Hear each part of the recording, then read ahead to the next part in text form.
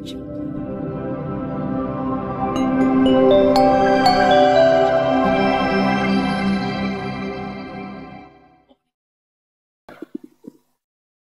tidak disangka, walaupun hari Sabtu yang datang ramai sekali ya.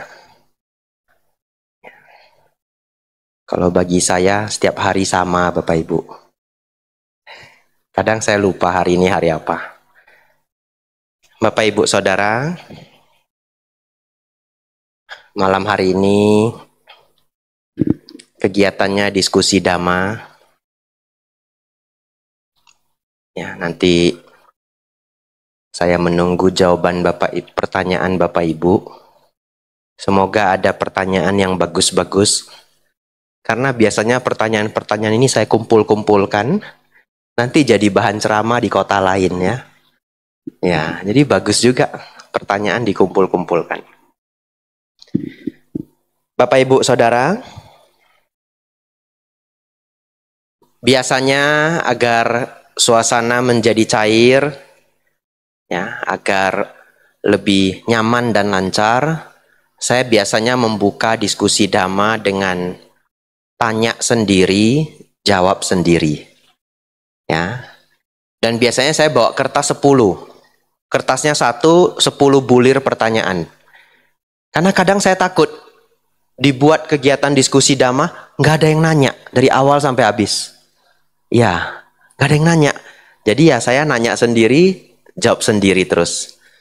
Tapi hari ini saya tidak bawa kertas. Ya, saya yakin di Surabaya pasti ada pertanyaan. Ya. Kalau nggak ada yang nanya, gimana Bante? Sabe sata bawantu sukitata. Pulang ya. Hari ini tugas saya singkat. Nah, Sabtu kan setengah hari toh.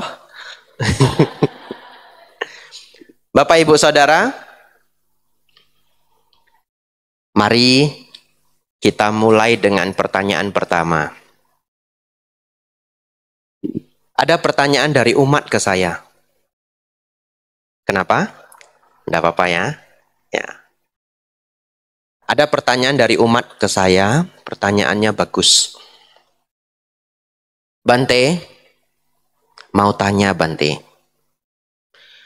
Kalau kami berdana dengan sepenuh hati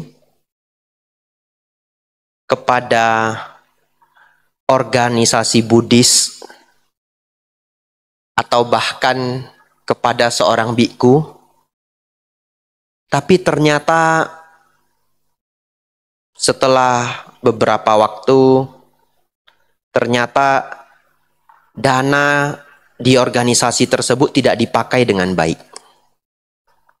Atau ternyata setelah beberapa waktu biku tersebut bukan biku yang baik. Apakah kami karma buruk Bante? Atau karma baiknya nggak sah? Gitu ya? Ya. Saya minum dulu ya Bapak Ibu ya. Yang mana boleh? Ya, air putih dan obat. Ya, misalkan tidak melanggar.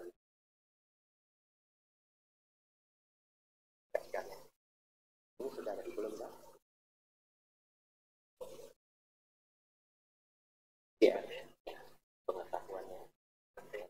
Obat itu disahkan.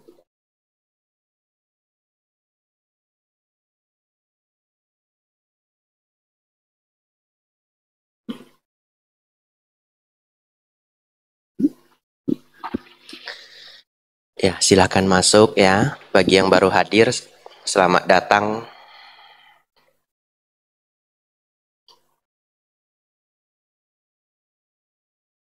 Kalau sudah penuh ya gabung dengan bapak-bapak juga enggak apa-apa. Ya.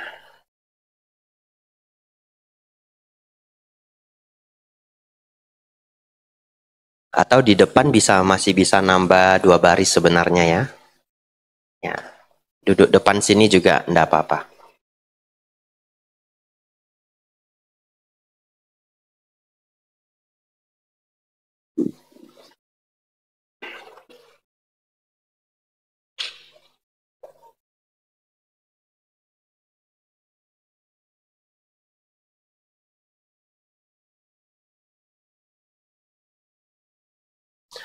Bapak Ibu Saudara, ternyata hal ini pernah ditanyakan seorang Brahmana kepada Sang Buddha. Sebagai pengingat juga ya bagi yang belum familiar,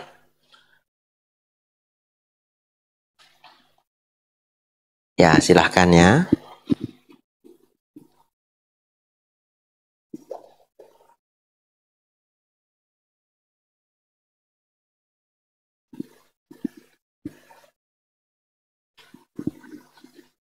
Ya maklum Bapak Ibu ya, ini kalau ratingnya tinggi iklannya banyak ya.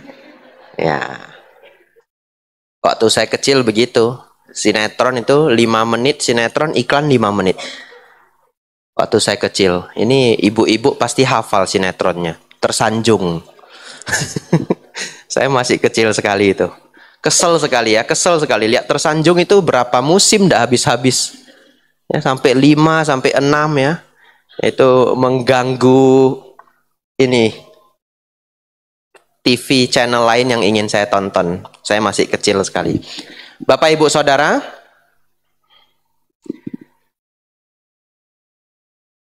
sebagai pengingat, Bapak Ibu harus bisa membedakan Brahmana dengan Brahma. Ya, Brahmana itu adalah kasta, berarti dia adalah manusia. Kasta ada Brahmana, Kshatriya, Waisya, Sudra. Jadi kalau ceritanya Brahmana itu adalah orang yang terpandang di zaman Sang Buddha, kastanya tinggi. Saya sengaja ulang-ulang agar yang belum hafal jadi hafal. Supaya apa? Kalau Bapak Ibu baca buku Dhamma, dengar ceramah dari biku lain, jadi nyaman. Kalau Brahma adalah dewa. Dewa yang tingkatnya tinggi. Dewa Brahma itu tidak ada nafsu ragawi. Jadi seorang dewa Brahma itu tidak ada suami ataupun istri. Bahkan di alam Brahma tidak ada laki-laki perempuan. Karena sudah tidak ada hasrat ragawi. Ya, Bapak Ibu Saudara, ada seorang Brahmana datang ke Sang Buddha, mempertanyakan pertanyaan yang seperti ini. Bagaimana jika dia berdana, mendukung, menyokong seorang biku, ternyata biku itu tidak menjalankan winaya dengan baik. Atau bahkan kalau lebih parah lagi, ternyata biku itu bahkan tidak pernah diupasampada misalkan. Pertapa palsu. Di zaman Sang Buddha ada pertapa palsu. Nyamar sebagai murid Sang Buddha. Pakai jubah yang persis sama. Kenapa jubah ini warnanya coklat? Karena jubah ini dulu diwarnai dengan getah pohon. Jadi warnanya tidak konsisten sebenarnya. Kadang coklatnya lebih tua, kadang menuju kekuningan. Kalau sekarang konsisten, ini gincu. Ya, bahkan kalau di Thailand sudah pudar warnanya, boleh digincu lagi, direbus. Saya tidak pernah. Tapi kalau di Thai bisa ini, bisa cari gincunya, khusus jubah. Bapak Ibu Saudara, ada beberapa pertapa di zaman Sang Buddha nyamar jadi murid Sang Buddha. Kenapa? Karena banyak yang dukung. Kalau pindah patah dapat banyak makanan. Karena umat itu sangat menghormati Sang Buddha. Akhirnya Sang Buddha membuat peraturan baru, tambahannya, tapi Bapak Ibu enggak usah cari-cari ya. Tambahannya itu adalah jubah saya ini, Sang Buddha memerintah untuk diberi pola sawah. Apa maksudnya? Jangan dicari-cari. Jangan nanti sengaja deket-deket bantenya untuk ngintip-ngintip mana polanya Bante. Ya, dari jauh nggak nampak ini. Ya. Nah, ini ada garisnya ini, ya, ada garisnya. Persis seperti pola sawah. Memang dari jauh tidak nampak ya. Bapak Ibu anggap saja dah sudah nampak ya. Nah, ini ada pola sawah. Ini untuk mencegah kalau ada yang menyamar. Jadi zaman Sang Buddha kalau menyamar, para biku bisa deket-deket lihat jubahnya. Nggak ada garisnya, ketahuan. Di Thailand ditambah lagi, khusus Thailand. Jadi Bapak Ibu jadi banyak ini ya pengetahuan tambahannya. Khusus di Thailand biku itu alis dicukur. Nggak tahu kenapa di Indonesia ada kepercayaan kalau alis dicukur bisa nampak hantu. Tapi banyak murid saya setelah Pak Baja juga tidak melaporkan nampak hantu ya. Ya, jadi kalau Anda ingin alisnya dicukur, cukur aja ya, tidak akan nampak hantu. Bapak Ibu Saudara, di Thailand alis ini dicukur. Kenapa? mencegah orang menyamar menjadi biku. Karena zaman-zaman dulu terjadi orang nyamar jadi biku untuk menjadi maling. Ya kalau dia pakai pakaian begini masuk ke wihara sini, ambil barang apa aja Bapak Ibu nggak berani tegur toh. Dia santai aja dia masuk, ambil audio, angkat audio. Bapak Ibu malah apa? Bantu. Bante ini mau taruh di mana? Di pick up. Oh, dibantu. Pick up, naik. Ini mau pindahan. Karena ini mau renovasi. Oh, begitu ya. Dia cari lagi apa yang bagus. Itu audio selain ini masih ada. Ada Bante di gudang ada yang baru. Yang baru juga boleh. Ambil semua. Berangkat dia. Rupanya bukan biku ya. Di Thailand ketahuan. Kenapa? Begitu dia nyamar pakai begini tapi masih ada alis. Betul ya? Orang langsung curiga. Ini orang kenapa? Pakai jubah tapi kok ada alisnya. Atau kalau sebaliknya, dia mau menyamar jadi biku sehingga dia rela ngabisin alisnya. Nanti ketika dia kabur, dia kan ganti pakaian umat ya. Kok alisnya nggak ada? Sama juga. Orang akan mempertanyakan, kamu kok alisnya hilang? Kamu kan ndak pabaja. Oh iya, tadi ngambil audio di wihara. Kan begitu ya? Bapak Ibu Saudara, ini tambahan. Brahmana itu kemudian setelah bertanya, Sang Buddha memberi jawaban demikian. Jawaban ini bagus sekali. Bapak Ibu hafal seumur hidup ya.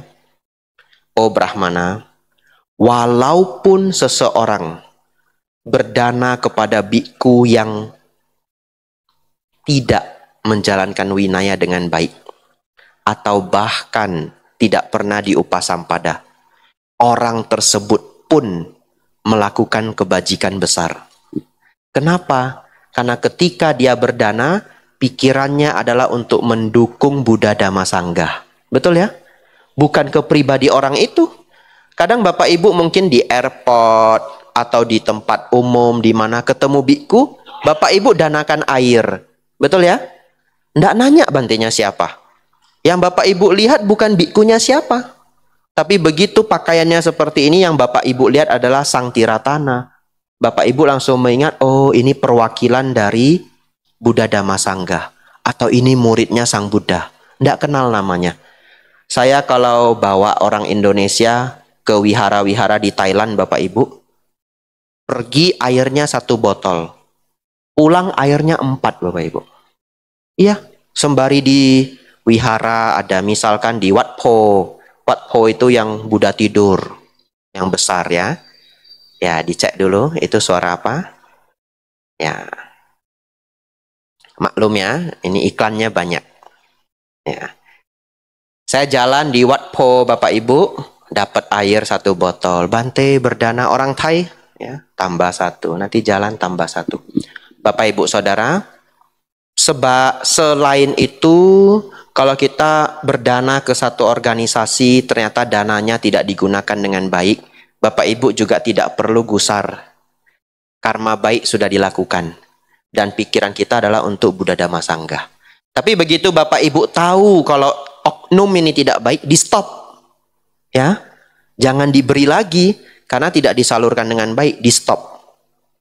Bahkan di zaman Sang Buddha, kalau umat mendukung seorang biku menitipkan dana ke kapia, tidak dipergunakan dengan baik, umat itu boleh minta lagi dananya. Iya, ini ada di dalam winaya. Kenapa? Kalau umat berdana, dananya titip ke kapia. Kenapa? Supaya bikunya itu terjaga. Kalau saya perlu apa-apa, saya minta ini sama Ko Cahyadi misalkan. Saya tidak bisa minta yang aneh-aneh. Bapak Ibu menitipkan dana ke kapia, dipegang sama Ko Cahyadi. Kemudian saya minta, Ko, saya haus. Coba cari itu minuman yang nggak tahu itu yang mereknya ada bintang-bintangnya itu. Wah, langsung dilaporkan ke Wihara Mendut Bapak Ibu. SP3 Bapak Ibu. Caicien ya. Nggak bisa. Itulah tugasnya umat menjaga bikunya. Tapi yang saya butuhkan apa biasanya? Tiket kereta api, tiket pesawat, ya. Ada barang yang rusak, kacamata patah, sandal rusak, obat-obatan, ya, biaya perjalanan.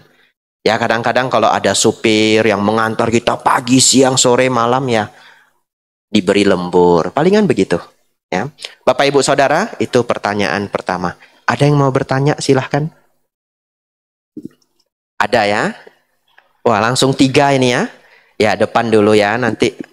Ini depan sini deket. Nanti ibu berdua ya yang tadi angkat tangan. Silahkan. Selamat malam Bante, nama saya Steven. Saya mau tanya, apa batasan seorang penganut agama Buddha dapat disebut sebagai ekstrim atau berlebihan dalam praktik beragama? Padahal menurut saya sedikit ekstrim juga membawa kemajuan. Contohnya Bante kan pernah cerita waktu meditasi di rumah kosong yang rada angker, kemudian semuanya dimatikan lampunya, kan juga membawa kemajuan. Ya, makasih Bante. Baik, pertanyaan yang bagus ya.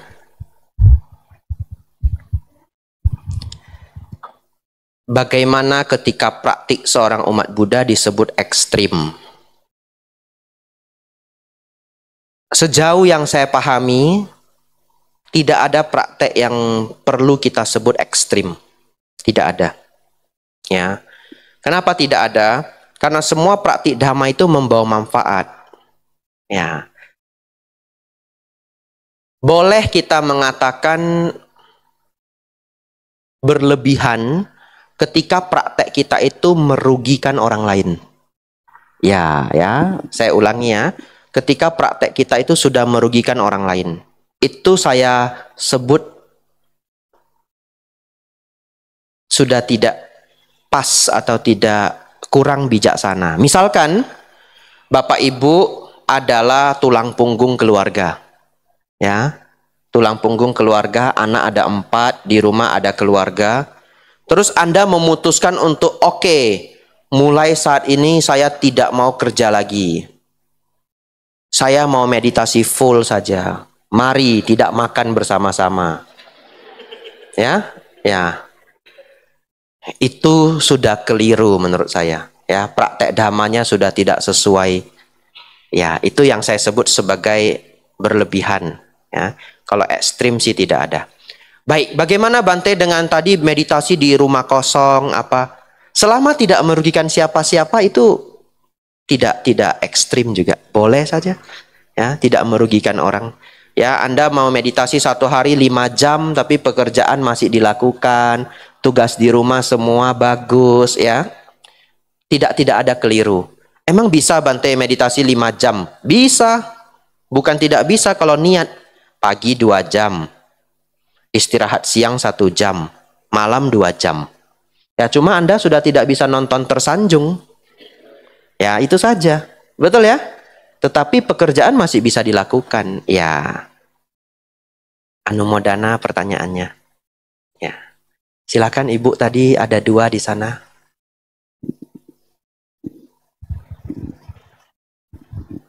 Wandami Bante. Ya, selamat malam. Saya Yeni. Saya mau bertanya tentang tadi Bante sempat membahas tentang berdana. Nah, ini zaman sekarang ini kita kadang kalau mau berdana untuk misalnya satu tujuan, terus ada yang berkata lebih baik kita langsung ke rekening yang bersangkutan. Jadi misalnya yayasan tertentu, ini yayasan tertentu. Tetapi kadang kita juga ingin berdana tetapi kita bergabung dengan teman-teman. Jadi misalnya ada satu paket, misalnya contoh misalnya kita ingin berdana untuk SIMA, tapi paketnya ini seharga sekian. Nah kita mau cicil berapa kali, kita nyari temen gitu, 10 atau apa. Nah dari situ manfaatnya Bante, kalau misalnya kita berdana, tadi Bante kan sempat membahas tentang manfaat dari berdana.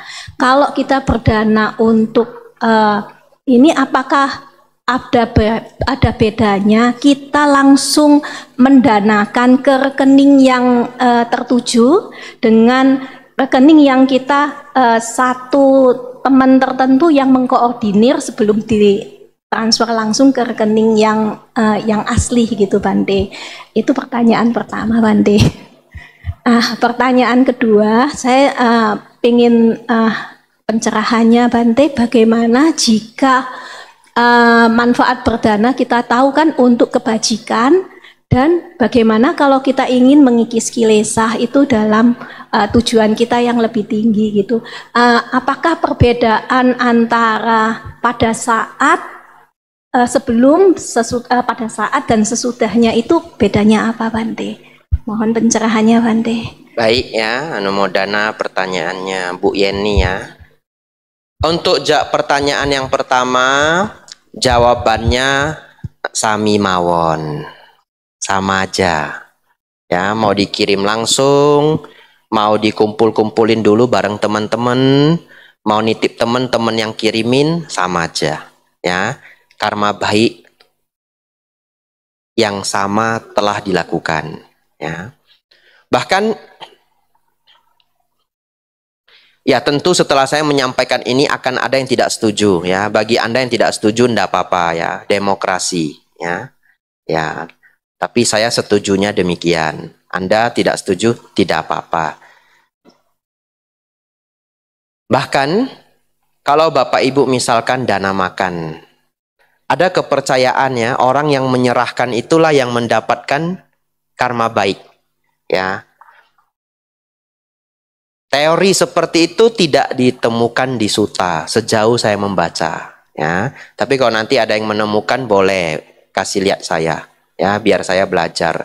Bapak Ibu Saudara, sesungguhnya ketika kita ingin berdana, ya, selama dana kita itu tersampaikan dan orang yang menerima dana mendapatkan manfaat, maka dana yang besar telah dilakukan, ya, dana yang baik telah dilakukan. Memang kalau diserahkan sendiri itu ada plusnya. Ya, seperti teman kalau traktir kita, dia antar sampai ke rumah kita, ya itu plus banget gitu. Tapi bukan berarti kalau teman kita ngirimin makanannya itu via Grab atau Gojek, terus kita tidak tahu budi baik teman kita. Terus kita berpikir begini, dia dulu traktir kamu mungkin ada loh 20 kali waktu kamu masih ngerjain skripsi. Enggak, dia kirim Grab, yang berdana kan Pak Grab. Toh yang serahkan Pak Grab, bukan dia. Nggak ada orang seperti itu, nggak ada ya. Biarpun dikirimi orang lain, kita persis tahu. Nah, karma baik itu tidak bisa nyasar. Bapak Ibu jangan khawatir ya. Zaman pandemi itu para biku menerima dana makan dari umat, semua dititipkan ke kapia karyawan wihara. Yang menyerahkan karyawan wihara. Semuanya tidak boleh ada yang serahkan ke biku. Ya, di banyak wihara seperti itu. Apakah semua karma baik Bapak Ibu diambil sama karyawan wihara? Ya enggak juga ya, karma baik tetap dilakukan masing-masing individu. Ya. Oleh karena itu dititip tidak soal. Ibu jangan khawatir ya. Walaupun saya tahu akan ada yang tidak setuju dengan pernyataan saya. Untunglah Indonesia negara demokrasi. Ya, yang tidak setuju enggak apa-apa. Bapak Ibu Saudara, pertanyaan nomor 2, ini pertanyaan sangat berkualitas ya. Bagaimana Bante, kita tahu kalau kita berdana itu untuk berbuat kebajikan, tapi bagaimana ketika berdana itu untuk mengikis kilesa? Baik, Bapak Ibu Saudara, tahukah Anda, kita semua datang itu tidak bawa apa-apa? Ya, pas kita datang tangan kita kosong, badan ini sehelai kain pun tidak ada. Pas kita mati Bapak Ibu, sengaja saya tidak mau pakai kata meninggal ya, biar agak nyetrum di kepala. Pas kita mati Bapak Ibu, nggak bawa apa-apa. Betul ya? Nggak bawa apa-apa. Memang sih, di dalam peti itu diberi banyak ini. Sangunya banyak ini. Nggak bisa dibawa. Ya. Buktinya apa? Ya setelah 10 tahun coba dibongkar, ya masih ada kalau barangnya awet. Nggak ada yang bisa dibawa. Nah, oleh karena tidak ada satupun barang bisa kita bawa di kehidupan akan datang, ditambah tidak ada barang di sekitar kita yang tidak rusak atau tidak berubah, tidak ada. HP yang Bapak Ibu pegang setiap hari, pelan-pelan dia menua. Betul ya? Ya, badan menua, kacamata ini bisa patah.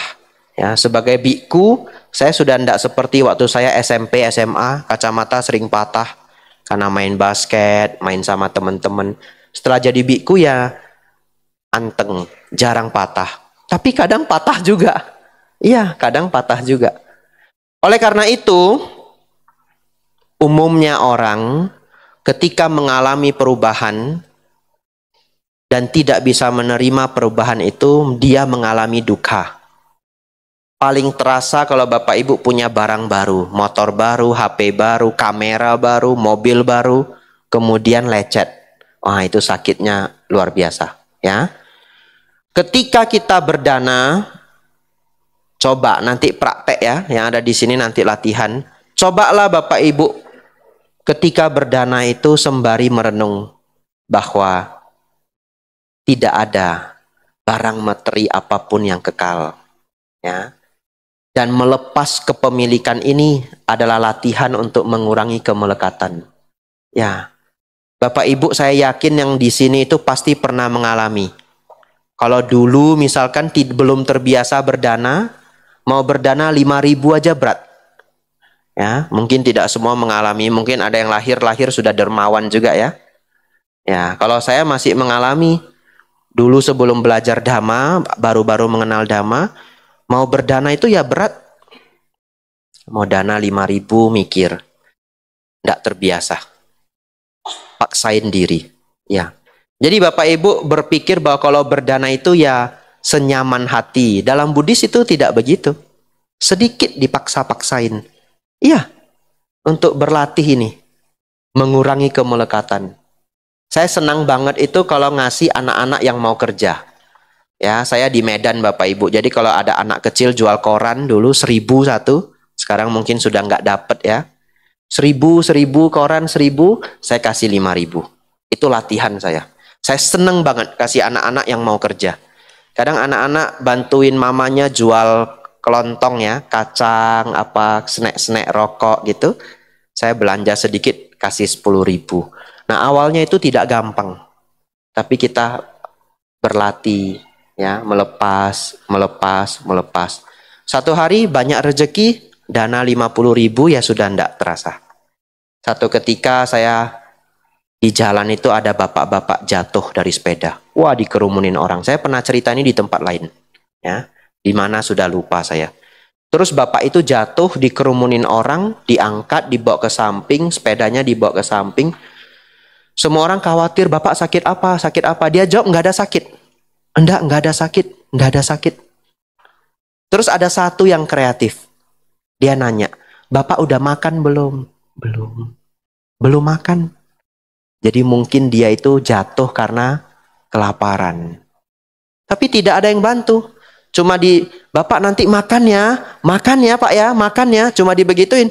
Kalau memang dia bisa makan, tadi dia pasti makan ya. Orang kalau lapar dia pasti makan.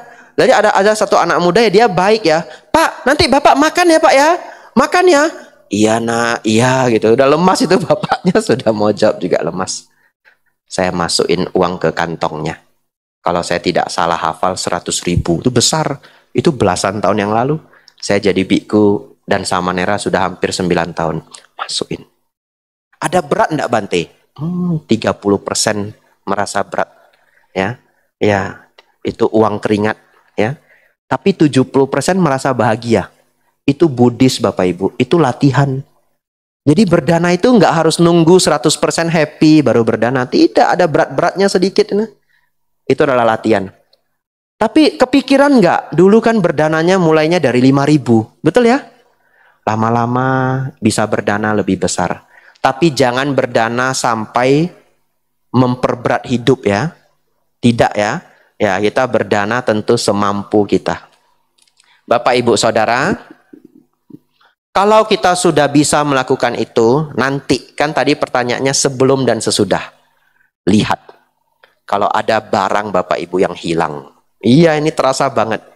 Kalau dulu Bapak Ibu belum belajar dhamma, barang itu hilang, kepikiran setengah hari, 1 hari. Tidak rela pokoknya. Ya, apakah payung hilang, Sandal hilang ya, di wihara sandal bisa hilang ya. Ya, datangnya Skechers, pulangnya Swallow ya. Iya, itu bisa hilang itu. Ya. Tapi kalau Bapak Ibu sudah latihan berdana, satu ketika barangnya hilang, sakitnya itu berkurang. Ya, dulu 100%, sekarang 30%. Kalau Bapak Ibu sudah merasakan itu, selamat. Anda mendapatkan salah satu manfaat berdana yang paling tinggi. Berdana untuk belajar mengurangi kemelekatan. Ya, karena semuanya akhirnya akan ditinggalkan. Nanti Bapak Ibu menua, tidak menua dengan kesedihan. Paham, tubuh toh akan tua, barang toh akan rusak, ya, dan yang lainnya. Anumodana, pertanyaan Bu Yeni ya, bagus sekali. Ya. Selanjutnya Ibu di belakang.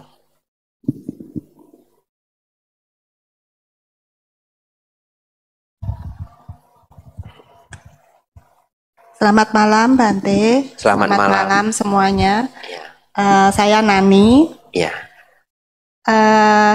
Saya ingin menanyakan pertama mengenai depresi. Saya beberapa kali mendengarkan ceramah Bante mengenai depresi. Depresi itu penyakit yang paling sedih lah ya. Kehilangan, kalau saya nggak salah ini orang depresi itu tidak punya keinginan apa-apa lagi. Nah, pertanyaan saya, yang menyebabkan duka, kalau saya nggak salah belajarnya ini adalah keinginan kita gitu. Jadi gimana membedakannya antara depresi, sedangkan kita kalau tidak berduka itu harus juga berusaha menghilangkan keinginan kita. Itu pertanyaan pertama, Bante. Pertanyaan yang kedua. Saya jawab dulu ya, Okay. karena sulit ini. Ya.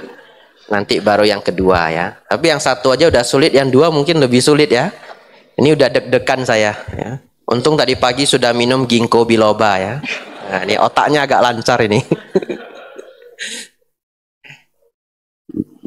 Tadi pertanyaannya, poinnya adalah bagaimana membedakan. Ya, jadi gimana depresi itu kan juga kehilangan keinginan, walaupun orangnya mungkin nggak berlatih untuk menghilangkan keinginan, sedangkan yang menyebabkan duka adalah keinginan, dan kita bagaimana berlatih menghilangkan keinginan gitu. Baik. Apa nanti kita jadi depresi kan enggak kan harus. Baik ya. Orang yang depresi itu dikenal kalau sudah parah dia bisa kehilangan keinginan untuk hidup. Ya, itu bahasa dokternya ya, penjelasan saintifiknya. Dia kehilangan keinginan untuk hidup. Ya. Sedangkan di sisi lain, Sang Buddha menjelaskan dalam 4 kebenaran mulia, sumber penderitaan adalah nafsu keinginan, tanha. Berarti Bante, orang yang depresi ini telah melenyapkan tanha. Nah gitu ya. Arahat. Depresi sama dengan arahat. Ini direkam, besok viral. Orang motong TikTok itu ya, saya dikabari, saya sih nggak nonton TikTok. Katanya Bante banyak di TikTok. Oh begitu ya, ya. Kadang saya dikirimi juga linknya. Ya, kalau yang dikirimi linknya saya klik gitu. Ya. Depresi sama dengan arahat. Harus kita clearkan ini ya. Ini sulit ini ya. Untung tadi saya minum ginkgo biloba 2 kapsul. Ini beneran saya ndak bohong ini. Saya biarpun guyon itu guyonnya jujur ya. Tapi saya rutin minum memang. Bapak Ibu Saudara, baik. Sebenarnya orang yang depresi, bahkan sampai yang memutuskan bunuh diri, itu bukan tidak punya keinginan. Ciri-cirinya adalah dia sudah seperti nggak ingin makan, nggak ingin jalan-jalan, nggak ingin untuk dibeliin barang baru ya. Tapi sebenarnya dia punya keinginan. Dia ingin agar penderitaan ini lenyap. Ya. Dia ingin keluar dari penderitaan. Ya. Jadi orang yang depresi itu ingin bahagia. Tapi tidak tahu caranya. Dan bahkan dia makan pun sudah nggak membuat bahagia. Kalau waktu kita kecil dapat makanan favorit, bahagianya minta ampun, betul ya? Udah besar pun ya masih bahagia, tapi nggak bisa, saya pikir waktu saya kecil jauh lebih bahagia. Ya, jalan-jalan ya happy banget gitu. Nah, dia ketika melakukan aktivitas yang membuat orang lain bahagia, dia tidak merasa bahagia. Dia diajak jalan-jalan netral saja, menderita, masih dalam keadaan depresi. Dibeliin makanan enak, susah makan, depresi, ya. Tapi dia masih ada satu keinginan besar, tidak ingin menderita. Ya. Pertanyaannya, kenapa dia bisa menderita? Ya. Nah, silahkan ya. Kenapa dia bisa menderita? Itu juga sama. Walaupun di dalam kedokteran, depresi itu ada yang ada sumbernya, misalkan bangkrut, putus cinta, ya. Kalau bangkrut, apa keinginannya Bante? Dia ingin mempertahankan bisnisnya. Dia ingin mempertahankan kekayaannya. Dia ingin mempertahankan statusnya. Itu keinginan dia. Punya status, punya harta, dihargai orang. Kalau putus cinta Bante, ya dia ingin selalu bersama dengan pasangan hidupnya. Ketika keinginannya ini diambil, ya dia menjadi menderita. Karena dia memiliki tanha, ada yang dia inginkan. Tapi Bante, ada orang yang dikatakan dalam kedokteran mengalami gangguan hormon. Sehingga dia masuk dalam keadaan depresi. Kan dia tidak ada, bukan karena keinginan tidak terjawab Bante. Ya, saya pikir ada dua penyebab. Kalau kita bahas secara dhamma, saya ulangi ya, kita bahas secara dhamma, ya, kita bahas secara dhamma. Yang pertama adalah sebenarnya bisa jadi banyak keinginan-keinginan selama ini rentetan, tidak terwujud, tidak terwujud, tidak terwujud, tidak terwujud selama bertahun-tahun. Misalkan tanpa disadari anak ini selama ini ingin sekali punya sosok ayah.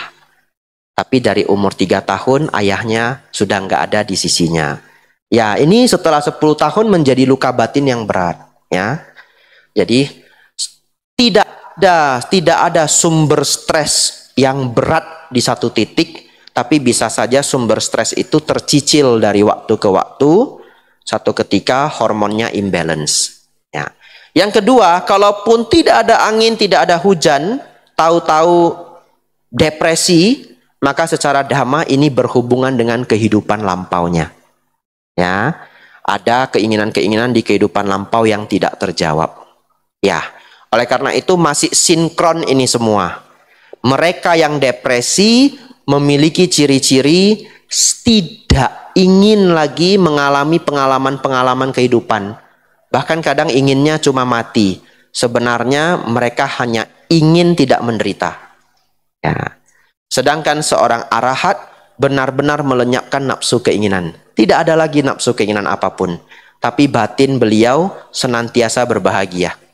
Jadi orang depresi dan arahat ini antonim 180 derajat. Ya, semoga Bapak Ibu tercapai menjadi arahat. Ya, jangan jadi orang depresi. Ya, semoga jawaban ini, pertanyaan ini terjawab ya Bu ya. Ya, terima kasih Bante. Anumodana. Pertanyaan kedua silahkan. Yang kedua mengenai berdana. Kalau kita sebagai orang tua kadang memberikan dana atas nama anak kita, tapi uangnya uang kita gitu. Tapi kita berdana atas nama anak kita gitu. Itu apakah anak kita memang bisa dapat karma baiknya atau sebenarnya itu enggak ada artinya gitu. Itu aja nanti. Terima kasih. Baik ya. Anak kita bisa mendapatkan karma baik. Terlebih kalau dia ikut bahagia. Ya. Ya, kalau dia tidak ikut bahagia, secara teori dhamma netral saja. Kalau dia nggak tahu, Bante. Jadi kita waktu offering dananya itu ya nggak kasih tahu dia juga gitu. Nah, secara dhamma kalau tidak diberitahu netral saja. Karmanya hanya milik ibu sendiri. Ibu tetap berbuat karma baik walaupun itu ditulis dengan nama orang lain. Karena karma itu tidak pernah nyasar. Ya, kita pelimpahan jasa itu adalah berbuat karma baik baru. Tapi karma baik yang kita lakukan itu tetaplah milik pelaku. Nah, kalau ibu tidak beritahukan ke anak ibu, ya dia tidak tahu. Ya, dia tidak tahu, dia tidak melakukan kebajikan melalui pikiran. Tapi kalau ibu beritahu, ini mama dana ini atas nama kamu ya, kita send WhatsApp, ya dia happy.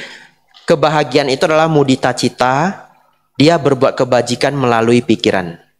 Ya, dan seorang ibu melakukan itu juga menjadi sebab yang sangat baik ya, bisa memotivasi anak ini supaya jadi orang yang dermawan.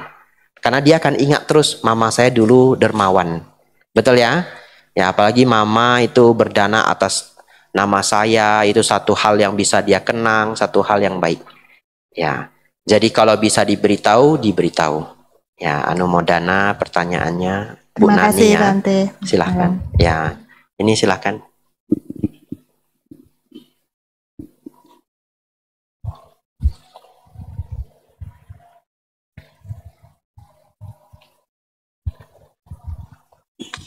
Selamat malam Bante, nama Selamat saya malam. Teguh.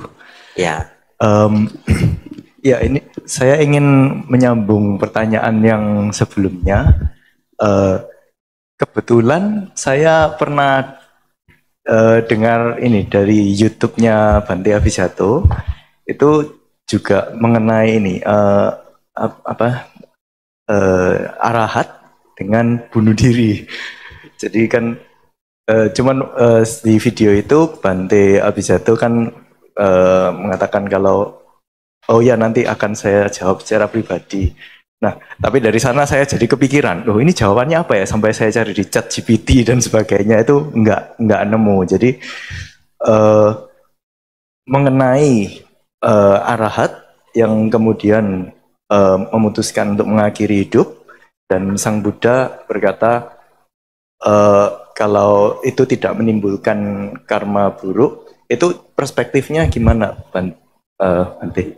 Terima kasih, Bante. Ya, anumodana pertanyaan Pak Teguh ya. Waktu itu pertanyaan itu tidak saya jawab karena itu direkam. Ada anak kecil nonton ceramah saya umur 7 tahun. Beneran? Ya, beneran. Ada anak kecil di Bali nonton ceramah saya umur 10 tahun. Kemarin saya diberitahu ada anak kecil kalau malam dia nonton ceramah Bante Atadiro, pagi Bante Abijato. Iya, anak laki-laki. Umur berapa, Bu? 8 tahun, bukan 7, maaf. 8 tahun. Ya.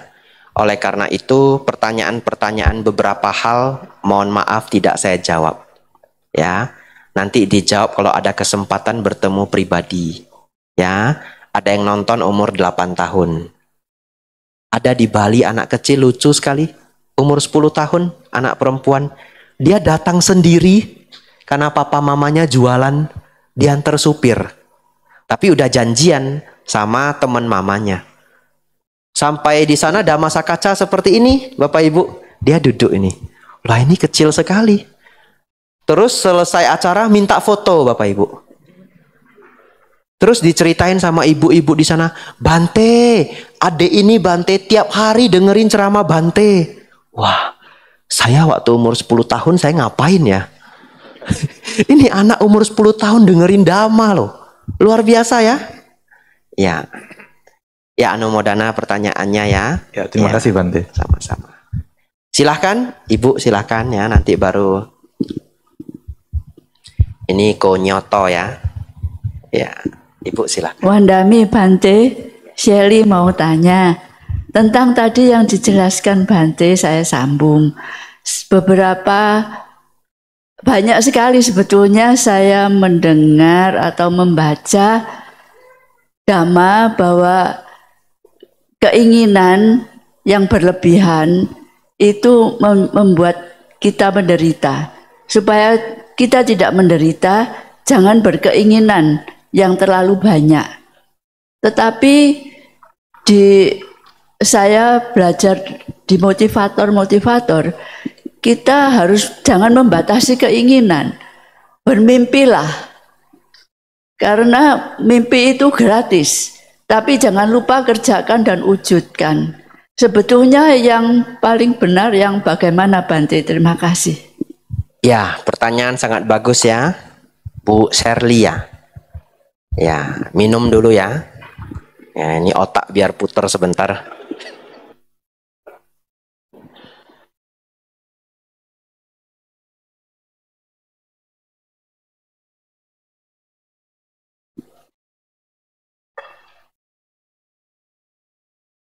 Baik, pertanyaan sangat bagus. Semua ada plus minusnya, Bu. Saya akan menjawab, memang benar banyak motivator yang mengajarkan bermimpilah setinggi mungkin, ya. Dream big, punya mimpi yang besar. Ada teori pesawat, mimpi setinggi tinggi di sini. Kalau nggak nyampe pun masih di sini gitu. Mimpi jadi arahat, kalau nggak nyampe pun sakadagami gitu. Ya, ada aliran itu ada ya. Baik. Saya pikir kalau orang mengikuti nasihat itu, dia sangat memacu diri, penuh dengan semangat, tentu dia bisa sukses. Ya, tentu dia bisa sukses. Karena Sang Buddha juga mengajarkan wirya, rajin, penuh semangat, mengejar cita-cita. Hanya pesan bahwa terlalu banyak keinginan di satu waktu itu bisa membuat menderita. Pesan itu juga tidak keliru. Ya, pesan itu juga tidak keliru. Tidak jarang orang yang sukses tapi stres. Ya, itu namanya suffering from success. Ada istilahnya. Ya, suffering from success. Dia sukses, kliennya banyak sekali, nggak ada waktu sampai, aduh, project banyak sekali nih, dikerjain sampai malam jam 12. Itu pun nggak terkejar. Besok pagi sudah dituntut itu. Itu gimana barang saya, desainnya mana, udah selesai belum? Suffering from success. Nah, oleh karena itu, mengejar cita-cita untuk menjadi sukses itu adalah satu skill, satu topik seorang motivator. Memanage stres, ini juga satu topik. Orang yang cerdas bisa melakukan keduanya. Dia tahu bagaimana gas, dia tahu bagaimana rem. Dia tetap jadi orang sukses yang tidak stres. Ya, itu tentu yang tidak gampang dilakukan. Ya, ada seorang psikolog sangat terkenal dia ngajar di Toronto University, namanya Jordan Peterson. Dr. Jordan Peterson ini mengatakan banyak sekali klien dia, karena dia psikolog klinis ya, yang kalau di TV itu orang bicara 1-2 jam dengan klien. Banyak sekali kliennya itu adalah pengacara sangat sukses. Dan pada satu waktu, mereka burn out. Burnout itu nggak stres gitu, kayak nggak bisa ngerjain apa-apa gitu. Atau ada yang tidak burnout, tetapi stres, merasa hidup ini seperti terlalu sibuk, kurang bermakna, tidak fulfill. Ya, kalau di Belanda orang burnout, psikolog atau dokternya menyatakan dia sah burnout, dia bisa minta cuti. Ya, batasnya kalau tidak salah sampai 8 bulan. Ya, kalau saya tidak salah, boleh loh cuti 8 bulan ya. Di Indonesia juga boleh cuti 8 bulan, nggak usah masuk lagi. Ya, ya, namanya get burn forever gitu. Baik. Akhirnya Dr. Jordan Peterson ini selalu menyarankan para pengacara sangat sukses untuk setidak-tidaknya berlibur setiap 4 bulan sekali.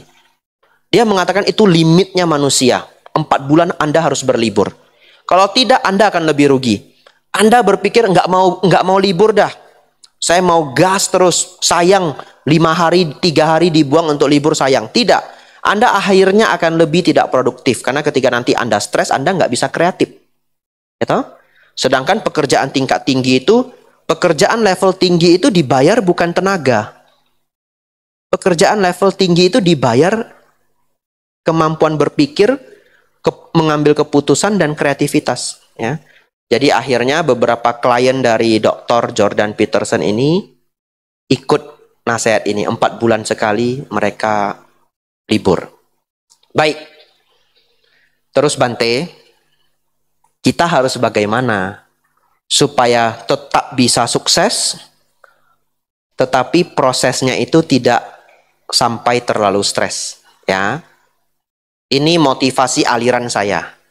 Nah, kan motivator banyak aliran ya. Ini aliran saya. Yang senang silahkan ditiru.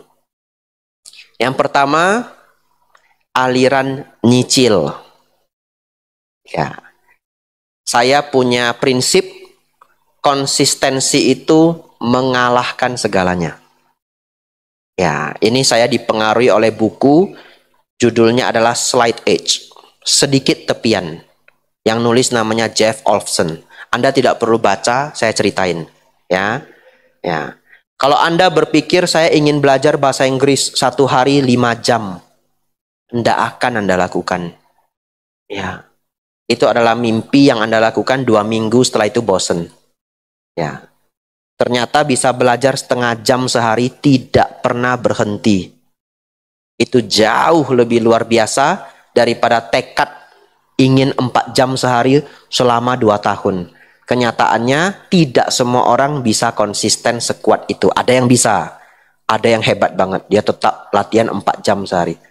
Tapi ternyata setengah jam sehari konsisten tidak berhenti, itu hasilnya menjadi sangat luar biasa. Dan kadangkala kita mulai dari setengah jam, lama-lama menjadi 2 jam, lama-lama menjadi 3 jam. Dan prosesnya itu tidak terlalu berat. Saya pernah ceramah di mana saya lupa. Saya cerita bahwa kalau tidak bisa meditasi 40 menit, 1 jam, 5 menit saja. Tapi sering. 5 menit kan boleh sehari 4 kali toh. Pagi 5 menit, siang 5 menit, sore 5 menit, malam 5 menit. Ternyata ada yang beneran lakuin. Dan di dalam ceramah itu saya bilang awalnya 5 menit, lama-lama kan naik.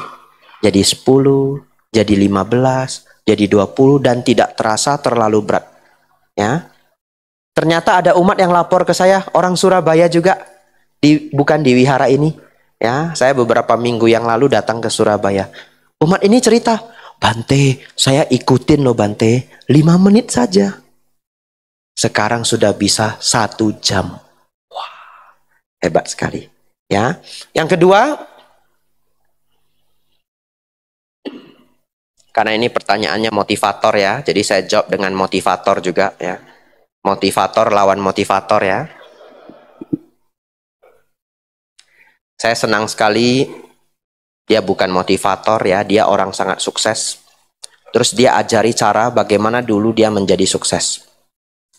Namanya adalah Naval Ravikant. Dia orang Amerika, keturunan Sri Lanka. Ya. Kalau saya tidak keliru. Dia adalah salah satu orang yang mengatakan jangan punya keinginan besar lebih dari 1 di 1 waktu. Itu Naval Ravikant. Ya. Jadi Anda cobalah hanya memiliki 1 keinginan besar di 1 waktu. Kerjakan dulu keinginan besar ini sampai terwujud, baru buat 1 keinginan besar lagi. Dan menurut dia, orang yang punya 2-3 keinginan besar di 1 waktu, itulah yang membuat masalah dalam mental mereka. Ya. Tetapi ukuran besar itu kan setiap orang beda-beda. Ya. Jadi bagi dia yang tidak boleh banyak itu keinginan besar. Tapi kalau keinginan kecil-kecil ya tidak mengganggu. Ya. Itu cara Naval Ravikant memanage mentalnya. Dan dia bukan motivator. Dia orang yang sangat sukses. Ya. Dia sangat pintar menyembunyikan kekayaannya. Jadi tidak tahu worth value-nya itu berapa ya. Tidak tahu, Bapak Ibu mungkin bisa cek di Google.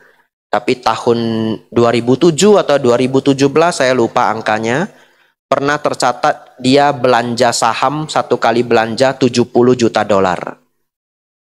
Ya, itu mungkin kalau dihitung-hitung 1 triliun. Benar enggak? Ya, Anda hitung ya, kalau salah nanti laporin ya. Ya, $1 juta itu 16 miliar lebih kurang, naik turun kurs ya. Nggak mungkin harus pakai ikut kurs hari ini ya. Ya. Berarti kalau 1 juta 15, 10 juta 150 kali 6 ya mendekati 1 triliun. Ya. Bahkan orang sesukses dia yang saya yakin lebih sukses dari motivator kebanyakan, ya, motivator tidak semuanya sesukses itu, pun tidak mengajarkan kita untuk harus punya keinginan besar di satu waktu. Terus nanti Bapak Ibu cari sendiri ya. Kalau saya lanjutkan banyak, ini namanya seminar motivasi. Saya harus kembali pada Dhamasa Kaca ya. Sebelum saya nanti diprotes orang. Ya, ini sudah sedikit keluar jalur saya ini. Ya. Tapi cara berpikir Naval Ravikant itu sangat berbeda dengan motivator kebanyakan. Karena dia banyak belajar ajaran Buddha. Tapi orang Amerika belum tentu mengaku Buddhis ya. Ya, orang Amerika belum tentu mengaku Buddhis. Salah satunya adalah dia pernah mengatakan bahwa menjadi kaya itu bukan dengan work hard. Ya, itu dia yang mengatakan. Menjadi kaya itu lebih kepada work smart dan good judgment, membuat keputusan yang tepat. Ya, itu Naval Ravikant. Ya. Bill Gates juga mengatakan hal yang sama. Bill Gates punya satu kebiasaan, di satu waktu dia itu berdiam diri, nggak ngapa-ngapain selama 1 bulan. Untuk apa? Untuk menjernihkan pikirannya lagi. Karena untuk di level mereka yang hartanya ratusan triliun, satu kesalahan judgment, harta mereka mungkin bisa berkurang puluhan triliun. Di level mereka work hard itu sudah bukan apa-apa. Ya, mereka work smart sama good judgment. Terima kasih banyak pertanyaannya. Ya. Ada pertanyaan lain silahkan. Kita sampai jam berapa ini? Oh ini ya, Konyoto ya, silahkan. Nanti saya ada 4 pertanyaan nanti. Sabe Sata Bawantu Sukitata. Lah 4 habis nanti maksudnya ya. Setelah 4 ini habis ini waktunya. Silakan, silakan. Yang pertama Bante, ya, mendengar tentang ego kan. Share pengalaman kapan hari kan juga ada omongan kalau saya ini lagi di puncak ego dan kita sebagai orang harus menurunkan ego kita.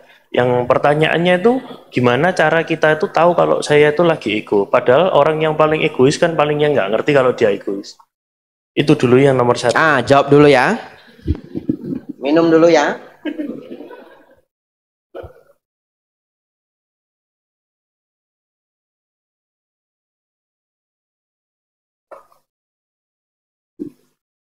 Baik, ini pertanyaan sangat bagus Bapak Ibu ya. Saya tingkatkan kecepatan saya bicara supaya Bapak Ibu tidak ngantuk ya. Pertanyaannya bagus sekali Bante, bagaimana kita tahu kalau kita itu egonya lagi tinggi-tingginya? Sedangkan orang yang egonya lagi tinggi-tingginya pasti tidak merasa egonya tinggi. Ya. Baik. Itulah gunanya Vipassana.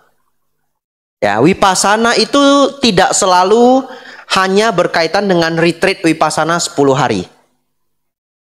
Vipassana dalam keseharian itu adalah menyadari apa yang sedang terjadi dalam batin saya. Dan itu skill. Memang tidak semua orang bisa memiliki skill ini.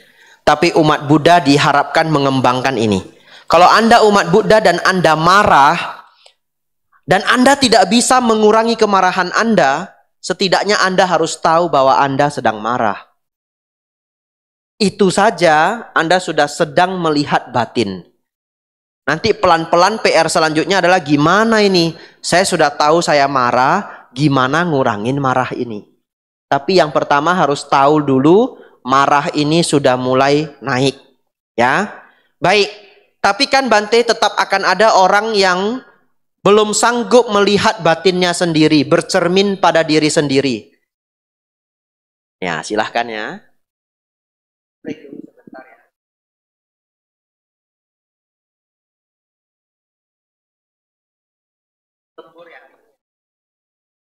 Luar biasa ya, lembur aja datang loh ya dengar ceramah. Ya, hebat ya, sadu-sadu. Baik, silahkan bergabung ya. Bapak Ibu Saudara, tentu tidak semua orang punya skill untuk memahami, oh ini ego saya lagi naik. Oleh karena itu Bapak Ibu, sambil saya beritahu ciri-cirinya, perhatikan diri Anda. Ya. Yang pertama, ketika seseorang mudah sekali tersinggung. Ya. Kalau Anda merasa Anda itu gampang banget tersinggung, hati-hati. Mungkin ego Anda sedang puncak-puncaknya. Ya, sedang tinggi-tingginya. Orang yang egonya rendah sangat tidak bisa tersinggung. Beneran. Itu ciri-cirinya. Bante, kok saya lihat Bante makin lama makin gemuk ya? Iya, ibu-ibu dorongin makanannya banyak. Misalkan, saya happy-happy aja. Terus atau saya bilang, ya nanti saya diet Bu, diet ya. Mulai besok kasih saya makanan diet saja ya. Tidak ada tersinggung. Ya, ada orang karena dia belajar, ini sebenarnya awalnya dari barat, di Indonesia dulu enggak begitu. Orang barat itu kalau ditanya umur tersinggung. Itu dulu dari barat itu tradisi itu. Kalau di Indonesia dulu-dulu itu biasa saja. Umurnya berapa? Anaknya sudah berapa? Agamanya apa? Itu orang Indonesia. Kalau Anda ketemu orang Eropa nanya begitu, dia stres dia. Ya, mereka sangat menjaga privasi. Juga orang Jepang. Ya, tapi di Indonesia biasa aja. Nah, Bapak Ibu Saudara, zaman sekarang kalau orang disebut tua, marah loh beberapa orang. Itu sebenarnya konsep dari barat. Nah, kalau Anda belajar ngurangin itu ego, lalu satu ketika Anda ada yang bilang, kau saya lihat kamu sekarang tua ya. Iya ya. Anda coba bagaimana merespon tanpa marah. Sulit ya kalau belum berlatih ya. Mungkin Anda jadi bijaksana setelah ikut ceramah Dhamma ya. Kok saya lihat sekarang kamu tua ya? Demikianlah kehidupan. Gitu ya. Anicca, dukkha, anatta. Wah, nah itu luar biasa itu. Tidak tersinggung malah guyon ya, malah happy. Atau tersinggungnya sedikit di batin tapi Bapak Ibu tahan-tahan ya. Nah itu egonya sudah bagus dah itu. Yang pertama, mudah tersinggung. Yang kedua, ketika Anda selalu menganggap orang lain salah. Itu ego mungkin lagi tinggi-tingginya. Semua orang salah, semua orang salah, semua orang salah. Yang benar cuma dia. Ya. Ada dua orang berantem Bapak Ibu. Berselisih paham. Dua-duanya menganggap dirinya benar. Si A dan si B. Tidak ada ujung-ujungnya. Kemudian datang ke biku. Ini fiktif ya, saya buat ceritanya ya. Jangan dicari orangnya ya. Datang ke biku. Si A memberi argumen. Bante, yang benar itu yang masuk akal itu begini Bante. Begini. Si B ngasih argumen. Tapi yang benar itu begini. Kalau bikunya membela A, yang B marah. Bikunya membela B, yang A marah. Dan dua-duanya ini egonya setinggi langit. Bagaimana cara biku itu menyelesaikan persoalan? Caranya, biku itu jalan dulu. Sudah menjauhkan, diikutin ya. Karena mereka mau nagih jawaban. Ini Bante bela yang mana ini? Nah, sudah jalan agak jauh, si A mendekat. Bante, gimana Bante? Menurut Bante, siapa yang benar Bante? Kan begini. Ya, Bapak benar. Datanglah si B. Bante, kok Bante bilang ini yang benar, si A yang benar, bagaimana itu Bante? Bapak juga benar. Gitu ya. Nah, itulah cara menyelesaikan soal. Kalau dua orang yang egonya tinggi itu selisih paham. Caranya Anda benar. Satu lagi datang, Anda juga benar. Gitu ya. Nah, nanti yang punya anak itu anaknya berantem gini ya. Pak Ma, gimana itu? Kamu benar. Anak yang kedua datang, tapi Pak itu nggak begini begitu. Kamu juga benar. Terus siapa yang benar? Dua-duanya benar. Mana mungkin Pak, mana bisa dua-duanya benar? Harus ada satu yang salah. Saya yang salah. Nah itu selesai. Nah, Saya yang salah. Bapak Ibu Saudara, ketika Anda mulai berpikir salah dia, coba cek. Mungkin ego sudah terlalu tinggi. Yang ketiga, sangat ingin disapa. Ya, itu juga ego yang tinggi. Ya, orang kadang sibuk nggak nyapa kita, wajar ya. Ya, orang kadang sibuk, ada masalah. Yang keempat, sangat ingin dibenarkan. Ya, itu juga ciri-ciri ego tinggi. Ya, saya pikir itu cukup ya. 4 itu menjadi refleksi. Ya, yang paling fatal itu bagian di mana Anda menganggap semua orang salah. Ya, itu fatal sekali dan sangat mudah tersinggung. Terus Bapak Ibu Saudara,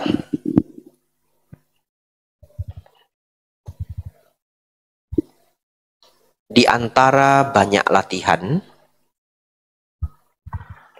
mengurangi ego ini adalah menurut saya salah satu yang paling rewarding. Rewarding itu artinya, gimana menjelaskannya ya, rewarding. Kayak rewardnya itu yang paling besar, paling berharga. Hadiah terbesar salah satunya ketika Anda belajar Dhamma adalah berkurangnya ego. Karena ajaran mengurangi ego itu langka. Bapak Ibu cari di filosofi ataupun ajaran lain, ini langkah ini.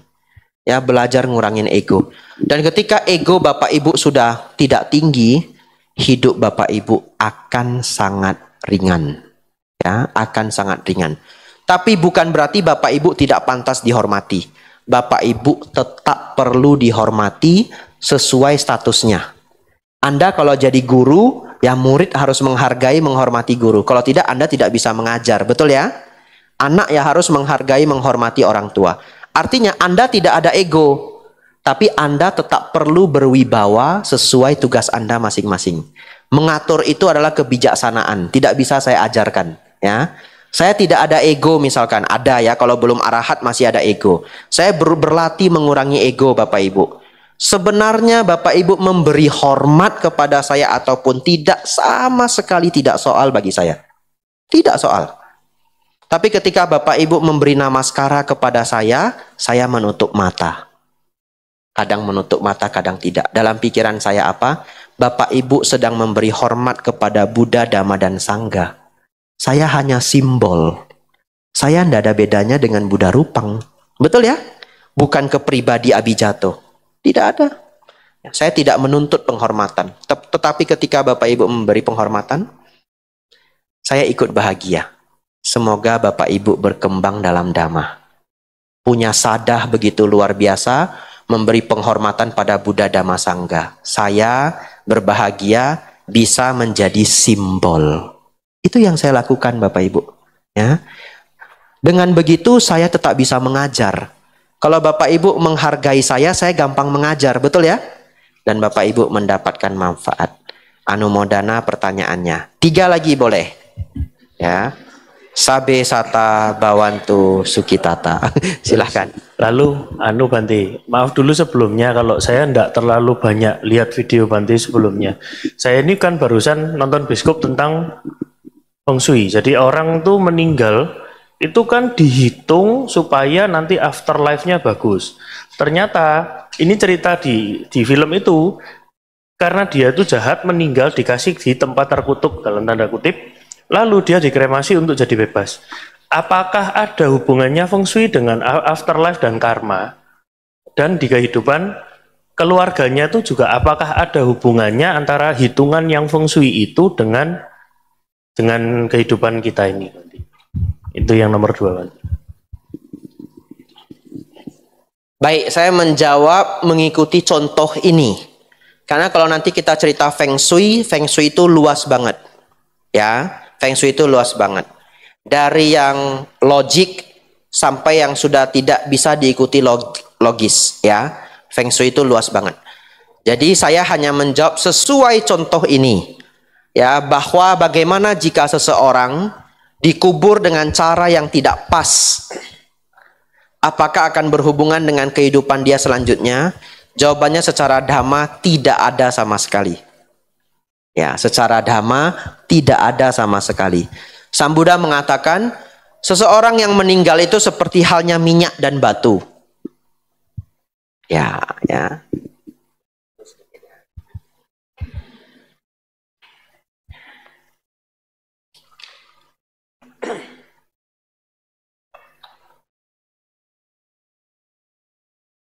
Satu ketika Sang Buddha memberi contoh demikian.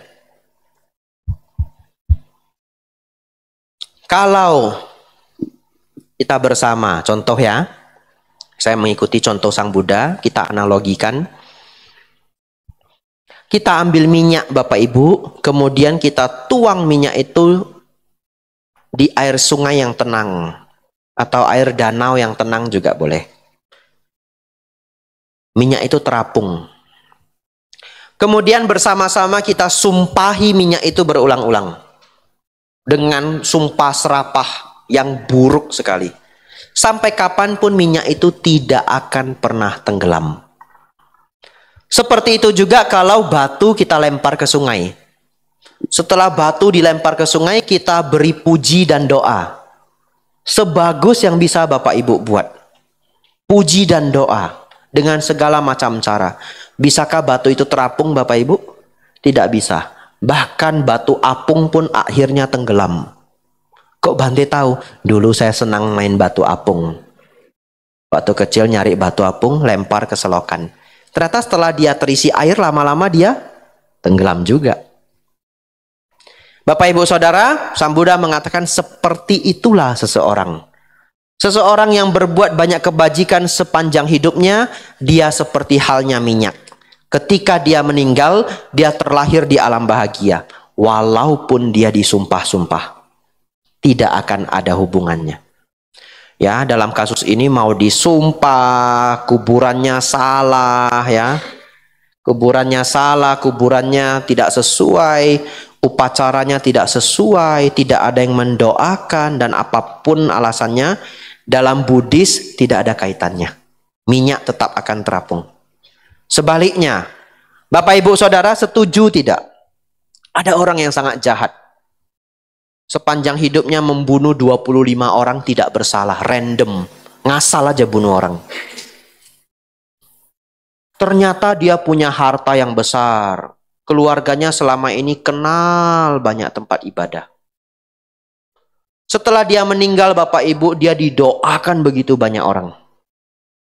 Setelah didoakan begitu banyak orang, pertanyaan saya, bisakah dia lepas dari kelahiran di alam rendah? Kalau jawabannya bisa, tidak sesuai dengan hukum Kamawipaka. Betul ya? Tidak sesuai. Tidak logis juga. Tidak bisa kita terima. Bapak Ibu bisa tidak menerima orang sejahat itu diizinkan lahir di alam surga? Tidak bisa terima. Oleh karena itu Bapak Ibu, kalau batu pasti tenggelam, didoakan seperti apapun. Batu itu diibaratkan sebagai orang jahat. Oleh karena itu Bapak Ibu yang hadir di sini ataupun yang mendengar secara online, kalau Bapak Ibu sudah belajar ajaran Sang Buddha, Buddha Dhamma, tidak perlu khawatir. Nanti ketika meninggal siapa yang bacain doa? Tidak perlu khawatir. Karena ada umat yang sudah booking saya. Ya betul. Bante, saya bahagia Bante mengenal Bante. Kenapa? Kan saya sudah sepuh ya Bante. Kalau saya nanti meninggal Bante doakan saya ya. Dalam hati saya, apa bisa nanti kebetulan lagi ceramah di Makassar, dia meninggalnya di Penang. Betul ya? Apakah bisa jadwalnya pas? Betul ya? Tidak berani janji, diam aja. Ya, tapi ya tidak apa-apa, itu bukan harapan yang buruk. Tetapi umat Buddha harus paham, bukan pada doa terakhir Anda itu dilahirkan kemana, tapi pada kebajikan yang Bapak Ibu telah lakukan selama ini. Umat Buddha tidak perlu khawatir nanti upacara Anda seperti apa, sama sekali tidak soal. Kalau minyak pasti terapung, batu pasti tenggelam. Silahkan pertanyaan selanjutnya. Yang nomor 3 Bante, Jadi gini, kita kan kalau bersosialisasi kan belum tentu semua Buddhis ya. Pernah ada juga teman atau saudara saya itu sakit, tapi dia anti Buddhis. Jadi kalau saya berdana atas nama dia malah dibilang dananya ke iblis gitu Bante.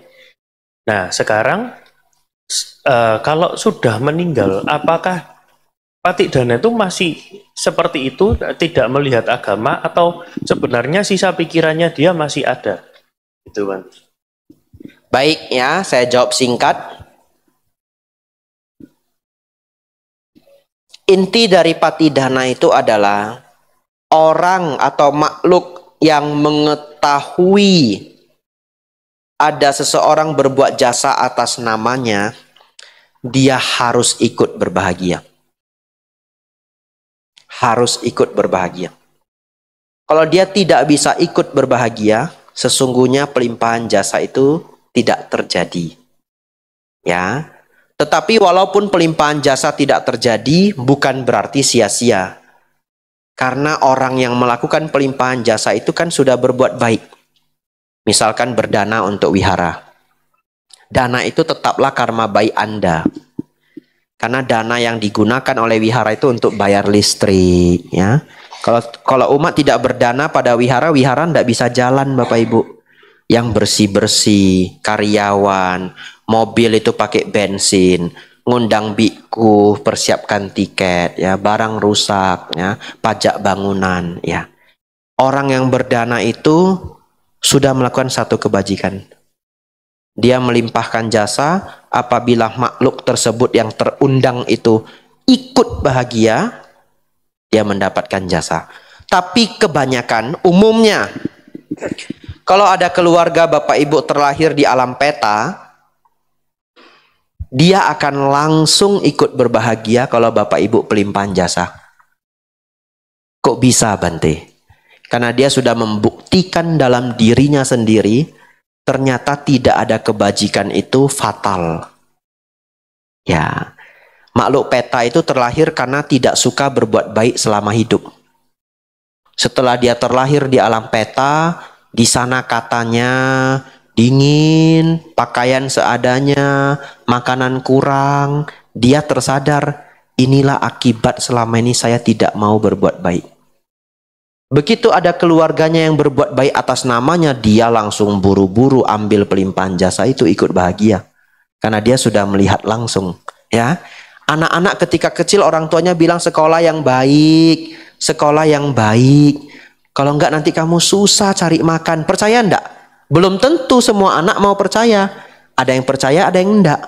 Kalau ada seorang anak tidak mau percaya, setelah itu dia umur 35, dia sengsara cari makan susah.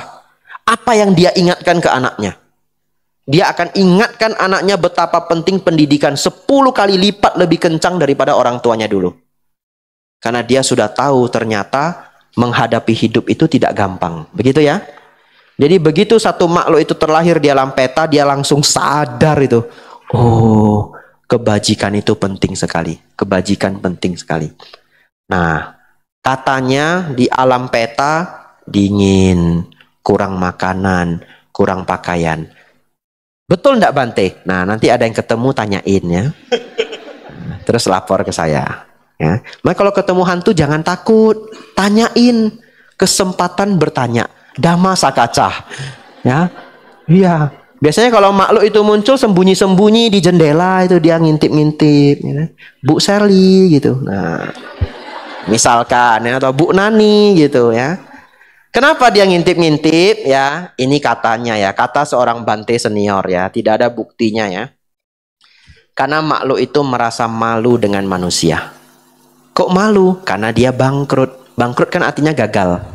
Terlahir di alam rendah itu kan gagal. Kalau Bapak Ibu terlahir di alam dewa, bangga enggak? Bangga. Ya, bangga. Kalau kita bangkrut. Bangkrut bahasa Inggris artinya downgrade ya, jatuh ke bawah. Kalau kita terlahir di alam yang lebih rendah, malu Bapak Ibu. Oleh karena itu para hantu itu malu. Ngintip-ngintip di jendela, terus dilihat lagi, hilang. Dia malu. Bapak Ibu panggil aja, sini, sini, sini. Saya mau tanya. Begitu dia datang, pingsan ya. Ya, silahkan pertanyaan berikutnya ya. Pertanyaan terakhir untuk yang menghadapi orang yang ego tadi Bante. Bagaimana cara kita menghadapi dengan orang yang anti kritik? Itu aja Bante, singkat saya. Oh, kalau orang anti kritik ya nggak usah dikritik. Kecuali itu penting. Kalau orang yang anti kritik dalam posisi yang tidak penting, yang tidak perlu Bapak Ibu kritik. Tapi boleh Bapak Ibu kritik kalau apa yang dia, karakter dia itu fatal gitu. Atau apa yang dia kerjakan itu sangat tidak baik. Atau apa yang sedang dia pikirkan itu menuju tidak baik. Gimana kritiknya Bante? Mau mengkritik orang yang nggak suka dikritik? Kasih pertanyaan. Ya, ajak diskusi, kasih pertanyaan. Misalkan, dia punya pemikiran apa ya?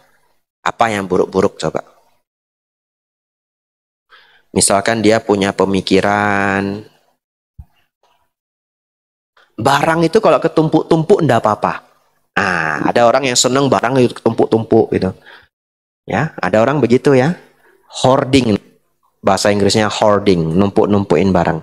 Kita pengen ngekritik dia ya. Hati-hati dimarahi ya. Anda dimarahi jangan cari saya ya. Kan Anda yang mau ngeritik ya, bukan saya ya. Kalau saya sih saya lewat aja gitu. Ini orang semua ditumpuk-tumpuk ya biar aja. Yang penting tidak ganggu saya. Betul ya? Saya prinsip hidup saya itu gampang sekali. Yang penting tidak ganggu saya. Saya sudah bahagia. Tapi oke lah, anggaplah hari itu Anda lagi kepo-keponya ya. Anda pengen ngeritik dia itu. Kasih pertanyaan. Kamu barang numpuk begini? Kalau kamu jangan bilang barang numpuk begini, marah nanti dia ya. Ini kan ceritanya galak dia ya. Barang kamu banyak sekali ya. Ini kalau kamu pengen cari apa bisa ketemu. Nah itu. Bisa ketemu. Bisa. Pernah nggak ketemu? Pernah gitu ya. Karena kita nggak ngeritik, kita nggak ajak berdebat, kita tanya. Ya pernah. Oh, terus gimana? Ya udah hilang, dia bilang gitu. Oh. Kamu nggak kepikiran ini biar nggak hilang gimana caranya? Atau gimana biar nggak hilang lagi ya? Nggak tahu dah. Kayaknya saya nggak bagus juga ini saya numpuk-numpuk begini. Anda berhasil, betul ya? Dia yang bilang toh, saya nggak bagus juga ini numpuk-numpuk begini. Kamu gimana sih nyimpan barang kok barang kamu nggak ketumpuk? Oh kalau saya itu ada ilmunya. Saya pakai ilmu klasifikasi sesuai fungsi misalkan ya. Iya. Atau oh saya ikut itu Marie Kondo. Betul ya Marie Kondo namanya ya? Tidy Up. Ya, itu buku Marie Kondo. Orang Jepang. Buku ngajari rapi-rapiin barang. Jadi siapa yang Bapak Ibu rumahnya atau kamarnya nggak rapi, pulang beli buku Marie Kondo. Saya nggak berani kritik Anda. Saya cuma berani bilang, buku Marie Kondo bagus. Ya. Nah, jadi itu trik ya. Kalau Anda berhasil, nggak selalu berhasil Bante. Ya udah, namanya dia anti kritik ya. Anda kepo begini nggak dimarahin aja udah syukur ya. Ya, memang sulit menghadapi orang yang sangat tidak mau dikritik. Ya itu tapi itu triknya ya. Give question. Give question. Kalau Anda selalu ingin mengubah cara pandang orang tanpa berdebat, give question. Kasih pertanyaan. Tapi menciptakan pertanyaan yang pas tidak gampang. Putar otak. Minum ginkgo biloba dulu. Ya, putar otak. Ya, anumodana pertanyaannya. Anumodana Bante. Habis 4 ya? Habis. Wah, akhirnya habis ya. Bapak Ibu Saudara, ada lagi mau bertanya? 2 orang terakhir ya. Ini satu ya, boleh silahkan. Oh ada 2. Bu Ivon, nanti situ enggak apa-apa, baru sini ya. Silakan Bu. Bante, saya mau tanya gini. Saya kan mendengarkan ceramahnya Bante di YouTube. Itu masalah itu loh, setiap manusia kah itu pernah menjadi ibu kita? Kesimpulannya kan bukan setiap manusia ya, setiap makhluk ya berarti. Nah, apa benar seperti itu? Kan makhluk itu kan sangat banyak. Kok setiap makhluk itu pernah menjadi ibu kita? Itu apa ada di sutanya, apa ada Sang Buddha ada bicara soal itu, terus kesimpulannya gimana supaya kita itu lebih paham kebenarannya gitu Bante. Ya. Baik ya, Anumodana pertanyaannya. Ya benar, itu adalah syair Sang Buddha. Sang Buddha mengatakan seperti ini. Makhluk-makhluk itu telah mengarungi samsara untuk waktu yang sangat lama. Saking banyaknya kehidupan pernah kita jalani, tidak ditemukan makhluk yang belum pernah menjadi ibu kita di masa lampau. Lanjut lagi. Kalau air mata selama kita lahir sebagai makhluk itu dikumpulkan, air mata kita lebih banyak daripada samudra yang ada di bumi ini. Ya. Jadi dari penglihatan Sang Buddha, dari kemampuan samadhi Sang Buddha, beliau melihat manusia itu sudah lahir mati sangat lama. Baik, Bante, apakah itu benar? Jawaban saya adalah itu tercatat di dalam sutta. Ya, ajaran Buddha itu ehipasiko. Saat ini kita belum bisa mengetahui itu. Ya, ibu boleh menyakini itu. Menyakini itu kita sebut sadda. Tapi apakah kita sudah tahu? Belum. Ya, kita menyakini itu sebagai sadda. Nah, kapan kita bisa tahu, Bante? Saya pikir kalau kita menembus abinya, bisa melihat kehidupan lampau. Namun, bisa tidak itu dilogikakan? Saya pikir bisa. Yang pertama adalah, kalau kita melihat alam semesta ini umurnya tidak tahu loh kapan.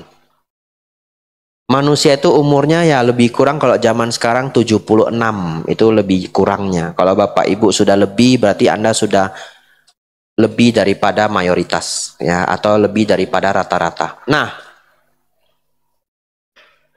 umur bumi ini saja miliaran tahun. Belum umur semesta yang tidak kehitung. Ya. Kemudian ada makhluk yang hidupnya juga sangat singkat. Ada makhluk yang hanya hidup 1 hari. Jadi kalau kita menghitung saja dengan hidup kita 70 tahun, ada makhluk yang hidup 1 hari, sebenarnya lahir mati seseorang dalam dunia sangsara ini, kita sudah terlahir begitu banyak kali. Kita punya keluarga yang begitu banyak. Ya. Sepertinya bisa dipikirkan seperti itu, ya. Tetapi apakah seseorang menyakini apa yang disampaikan Sang Buddha mengenai kita sudah semua orang pernah menjadi ibu kita? Itu kembali ehipasiko masing-masing. Ya. Ya, soalnya mengingat kalau semua makhluk itu kan, makhluk itu bisa binatang yang kecil-kecil, semua makhluk ya. Kok sampai semuanya pernah menjadi ibu kita gitu loh. Ya. Ada baiknya ajaran itu. Ya, ini kita cerita apakah itu bisa dibuktikan oleh Bapak Ibu nanti atau tidak. Tapi yang ingin saya lanjutkan adalah filosofi berpikirnya. Filosofi berpikir dari semua orang pernah menjadi ibu kita, itu sangat membantu kita mengurangi kemarahan ketika orang lain menjahati kita. Ya, kadang-kadang saya pun menggunakan perenungan ini. Ini perenungan final yang sangat bagus. Kalau Bapak Ibu ada satu orang yang menjahati Anda sampai cukup fatal begitu ya, renungkanlah bahwa sudahlah. Dulu pun dia pernah menjadi ibu yang merawat saya. Ya. Dulu pun dia pernah menjadi ibu yang merawat saya. Bagaimana saya tidak bisa memaafkan dia? Ya. Kemarahan itu akan berkurang. Ya. Tapi memang ada ya di sutta, memang ada. Memang ada. Ya. Semua orang pernah menjadi ibu kita. Saking banyaknya kita pernah lahir mati. Ya. Semoga ibu cepat-cepat bisa membuktikan itu. Terus lapor ke saya, ya.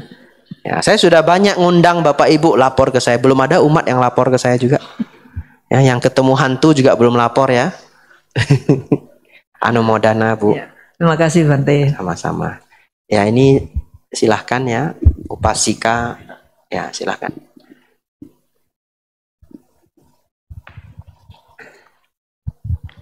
Namo Buddhaya Bante. Namo Buddhaya. Iya, Bante, saya Vina. Saya mau bertanya, Bante. Ketika kita berlatih meditasi, mungkin setiap orang mempunyai pengalaman-pengalaman yang berbeda saat ketika tidak meditasi. Maksudnya setelah rutin meditasi, tapi saat menjalani kehidupan sehari-hari, ada hal-hal yang berbeda. Bagaimana kita menghadapi masalah, lalu seperti nanti tiba-tiba menjadi lebih peka terhadap makhluk-makhluk halus. Nah, bagaimana caranya membentuk mindset yang baik agar tidak takut untuk terus bermeditasi? Karena mungkin yang sepengetahuan saya, semakin bermeditasi, semakin melihat Dhamma. Nah, mungkin dengan semakin melihat Dhamma dengan penembusan meditasi tersebut, bagaimana mindsetnya supaya tidak takut, Kak? Karena hal-hal spiritual seperti itu, Bante. Terima kasih, Bante. Baik. Mindsetnya adalah bagi seseorang yang merawat 5 sila dengan baik, tidak perlu khawatir, tidak akan ada makhluk halus yang mengganggu.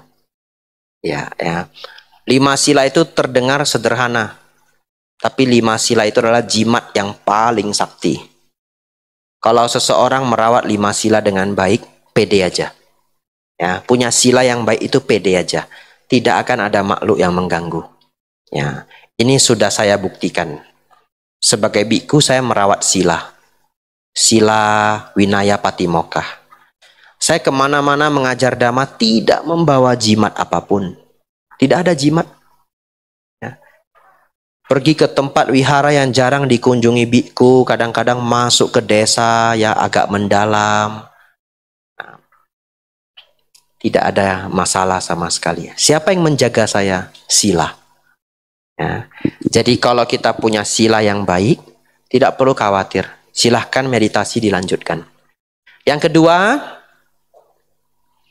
meditasi yang benar ya, misalkan mengembangkan samatha, itu akan mengembangkan ketenangan dan kebahagiaan. Ini poin yang kalau seseorang belum praktek, dia nggak bisa ngerti apa yang saya sampaikan. Jadi kalau ada yang belum bisa ngerti, catat aja dulu, ya. Kalau kita meditasi ketenangan, katakanlah nafas masuk, nafas keluar, samatha bhavana. Tahu enggak? Seseorang itu hanya bisa takut hantu kalau ada 2 hal mengganggu dia.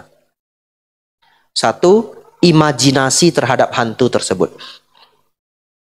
Itu adalah gambar pikiran. Yang kedua, suara hati. Jangan-jangan pocong.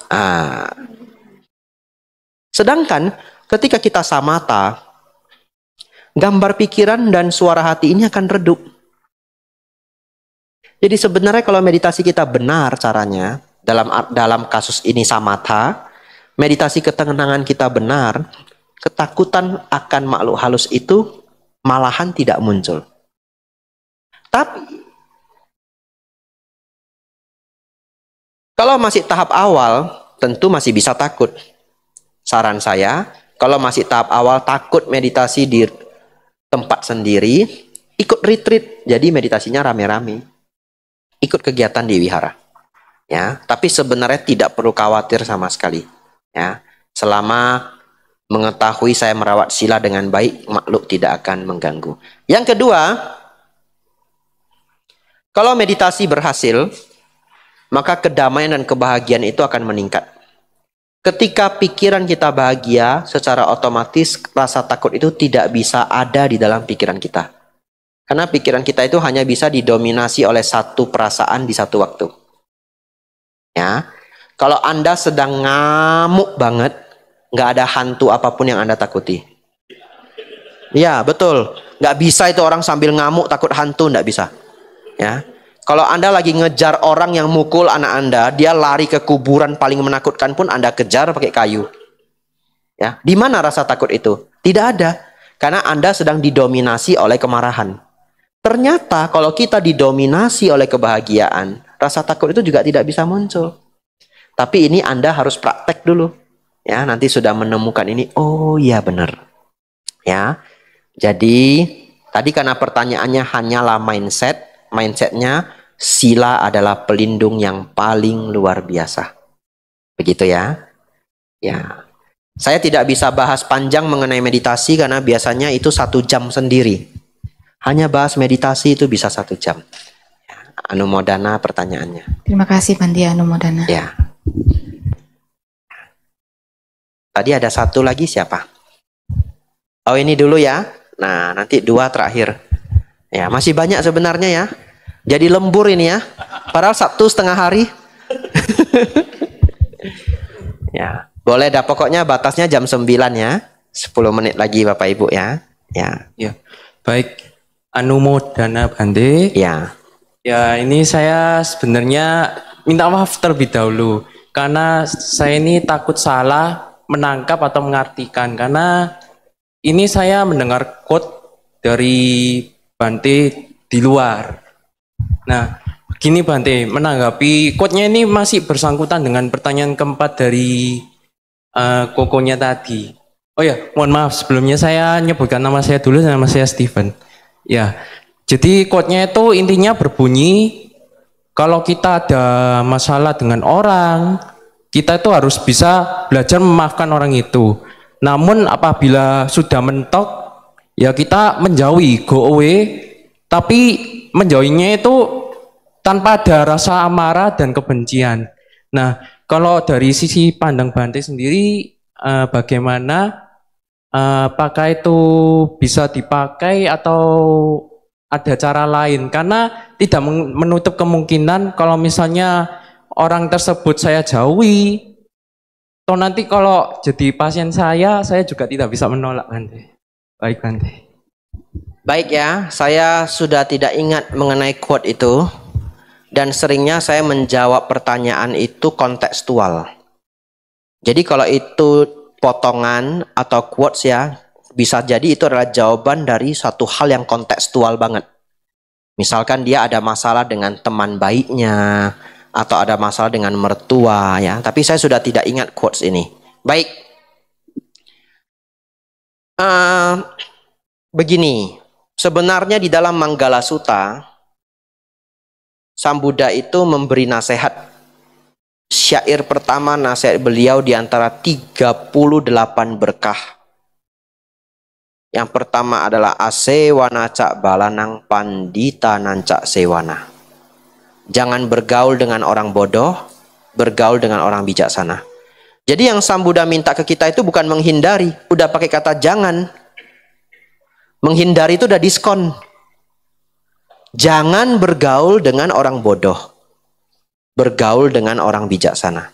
Baik. Bodoh ini dalam Dharma itu apa? 1, dia orangnya jahat, tidak bermoral. Yang kedua, tidak suka berbuat baik. Umumnya tidak dermawan dan sangat pelit. Jadi kriteria ini tidak harus Buddhis. Ya, teman kita dari agama lain kita bisa lihat moralnya seperti apa. Tingkat kepelitan dan kedermawanannya seperti apa. Ya. Sang Buddha mengatakan jangan bergaul dengan orang bodoh. Nah, menanggapi itu, saya biasa menyampaikan kepada para pendengar, teman jangan dipilih, sahabat harus dipilih. Ya, teman jangan dipilih, sahabat harus dipilih. Kalau teman itu kan begini, ngumpul di wihara kan semua teman, nggak usah dipilih. Ya, Anda mau makan dengan siapa, duduk sebelah dengan siapa, nggak usah dipilih. Tapi sahabat harus dipilih. Sahabat itu apa Bante? Yang Anda curhat, ya. Kalau Sabtu malam ajak makan, Minggu ajak piknik, itu Anda harus pilih. Circle Anda harus pilih. Dan itu adalah syair Asewanaca Balanang, ya. Nah, mengenai kasus kapan kita tahu kita masih bisa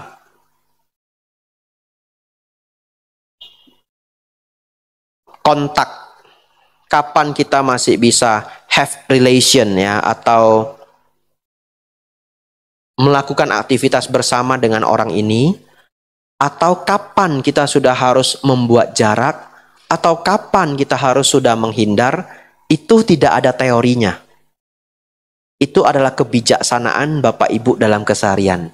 Takarannya adalah kebijaksanaan dan pengalaman, ya. Ya, tetapi Bante, bagaimana nanti dengan pasien saya? Masa saya menghindari pasien saya? Ya tidak. Pasien itu kan bukan sahabat, ya. Ya, pasien itu ya klien. Ya, kita obati sepenuh hati dengan metta karuna. Ya, kecuali nanti pasiennya jadi sahabat, ya. Ya, itu beda konteks saya pikir. Tidak soal. Apalagi untuk membantu orang kita tidak memilih. Kita membantu semua orang. Ya, Anumodana pertanyaannya. Ya, masih ada yang gantung? Ya, saya tahu masih ada yang gantung. Maksud saya kalau orang yang bermasalah dengan saya, suatu saat itu dia datang ke saya berobat ya Bante.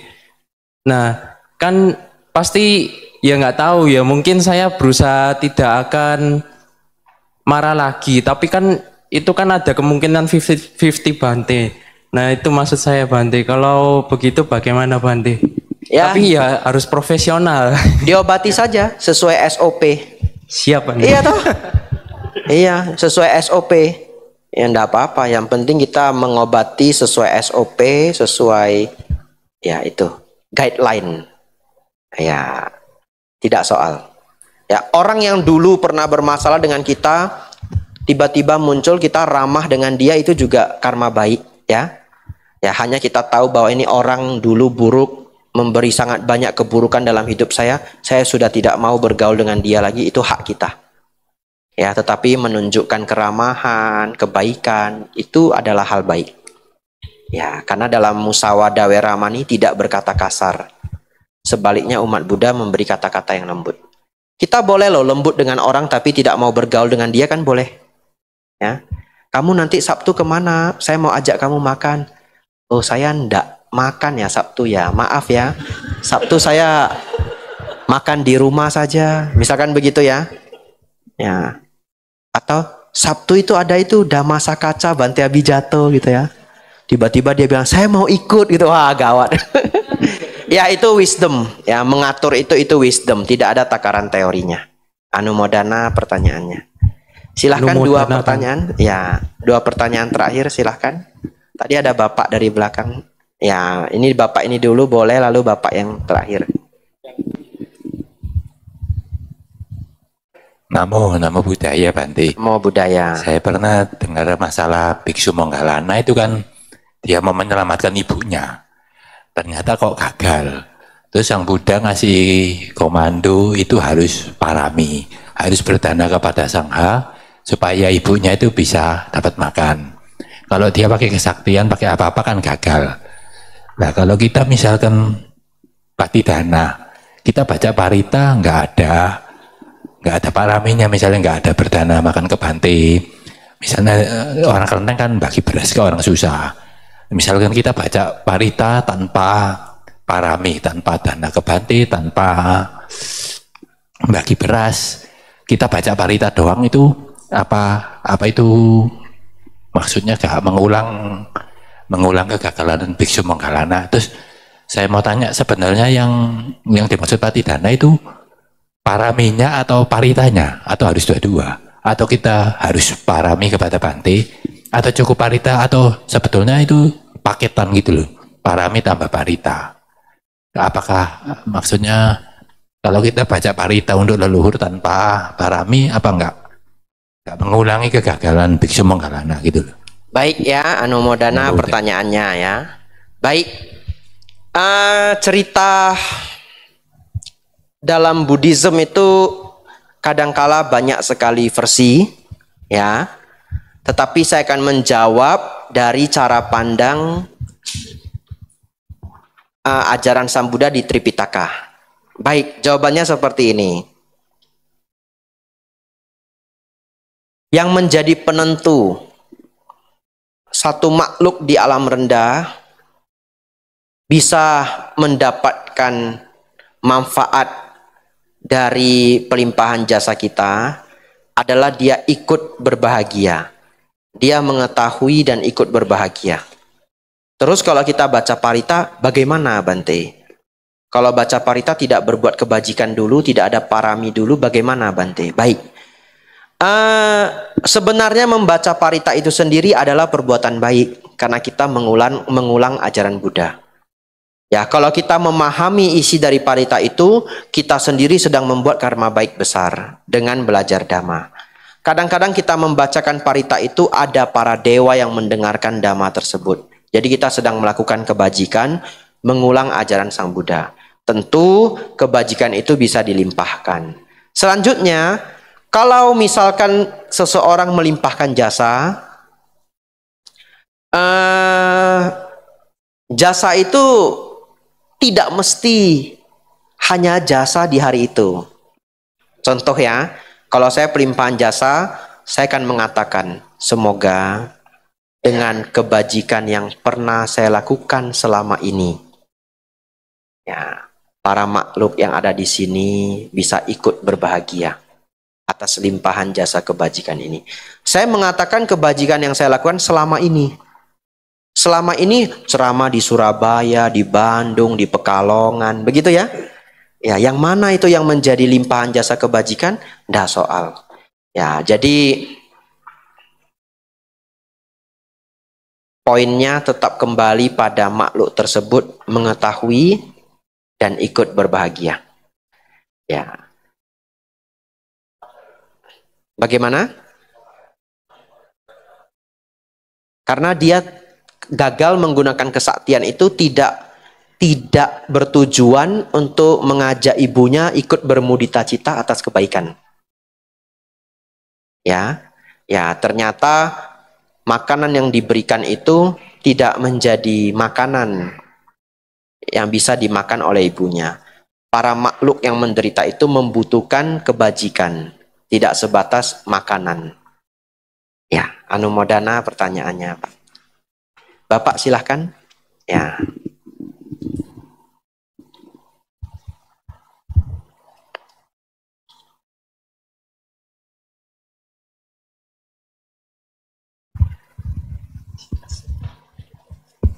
Wandami Bante. Ya, nama saya Todo. Mudah-mudahan kesempatan saya yang terakhir ini dapat jawaban karena pertanyaan saya ini murni pariyati Bante, di luar praktek.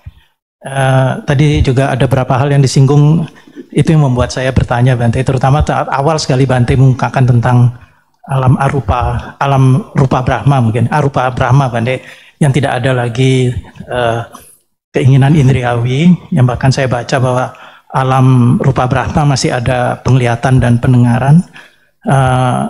Saya sempat bertanya hal ini, tapi karena waktu yang sangat singkat sekali karena mengantar seorang samana ke airport, bahwa alam apaya itu termasuk alam yang mana, dijelaskan bahwa singkat sekali karena sedang menuju ke gate gitu, alam kamawacara gitu Bante. Nah dalam kaitan ini saya benar-benar ingin bertanya, di alam apaya tadi yang sempat Bante jelaskan tentang makhluk peta dan sebagainya, bahkan yang benar-benar alam paling bawah begitu. Kesadaran mereka itu bagaimana Bante? Apa hanya akusala cita dan ahayutuka cita, atau tidak ada ahayutuka citanya, hanya kusala cita saja, dan bagaimana proses kognitif mereka? Jadi ini benar-benar pertanyaan pariyati Bante. Makasih. Baik, saya akan menjawab dengan sederhana karena tidak menjadi kebiasaan saya menjawab dhamma yang rumit. Ya, ini ciri khas mengajar saya. Jadi kalau pertanyaannya rumit, tetap saya jawab sederhana. Ya.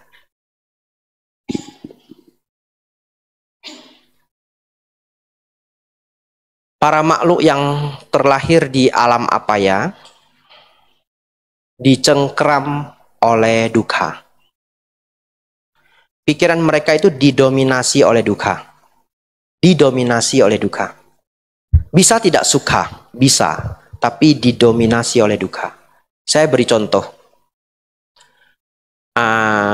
Makhluk yang terlahir sebagai seekor anjing misalkan. Itu kan alam menderita. Ya. Jadi kalau dia masih terlahir sebagai seekor anjing di hutan, maka hidupnya itu penuh dengan was-was. Karena di hutan itu bisa dipatok ular, bisa dicengkram harimau. Makhluk yang terlahir di hutan itu sangat menderita loh. Sampai-sampai setiap waktunya itu mereka selalu penuh siaga. Ya.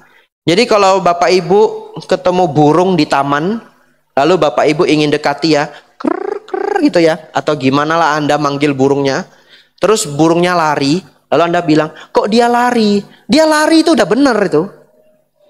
Ya, karena dia ukurannya segini Bapak Ibu. Kita ukurannya segini, lihat. Dia tuh lihat kita itu monster bagi dia. Dia lari itu udah benar. Yang tidak lari itu yang nggak benar itu.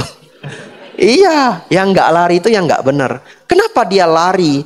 Karena dia didominasi oleh rasa takut, takut dimakan. Sampai-sampai makhluk itu matanya satu di sini, satu di sini. Hewannya. Baik. Makhluk hantu didominasi oleh kesedihan. Ya, kalau makhluk neraka sudah tidak perlu ditanya lagi. Penderitaan yang sangat luar biasa. Nah, bisa tidak bersuka? Bisa. Terutama kalau makhluk binatang itu ya masih ada sukanya. Kalau neraka itu sudah hampir tidak ada sukanya. Gimana nyari suka sambil disiksa-siksa? Betul ya? Ya, jadi kalau makhluk, Bapak Ibu pelihara anjing di rumah, Bapak Ibu kasih makanan yang enak, ya dia happy ya. Ya, ekornya kibas-kibas, dia happy. Tapi biarpun demikian, makhluk binatang Tiraksana itu didominasi oleh duka. Bapak Ibu bisa melihat kalau seekor anjing tertidur sangat sering bermimpi buruk. Bapak Ibu perhatikan aja, dia tidurnya terkejut-kejut. Ya, karena pikirannya didominasi oleh duka. Ya, itu jawaban saya Pak ya. Ya, kalau teori-teori dan istilah yang rumit itu tidak menjadi cara saya menjawab. Bapak nanti cek lagi di buku. Ya, anumodana pertanyaannya. Ya, Bapak Ibu Saudara, tidak disangka sudah jam 9 lewat ya, 2 jam sudah berlalu. Anumodana untuk semangat dan juga perhatian Bapak Ibu semua. Semoga apa yang kita pelajari malam hari ini membawa manfaat besar untuk Bapak Ibu semua. Semoga Bapak Ibu senantiasa maju dalam dhamma, maju dalam kehidupan. Sabbe sata bhavantu sukhitata. Semoga semua makhluk hidup berbahagia. Sadu, sadu.